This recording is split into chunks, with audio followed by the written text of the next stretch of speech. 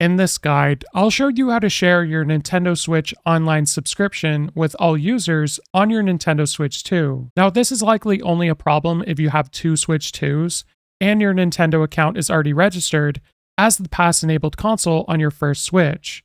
So what I recommend you do is go to the Nintendo eShop and then sign into your Nintendo account where you want to share your Switch online subscription. Then what you want to do is select the profile icon in the top right corner, and we're going to scroll down to settings and scroll over, and then you want to scroll down to the bottom. Now here you can see pass enabled console, and it says this system deregister. So that means that this account is already set up, meaning that it's already sharing the Nintendo Switch online subscription with all other users. Now let's say it said register, meaning it wasn't the pass enabled console. What you'd have to do on your first Switch 2 is come to this page and deregister it.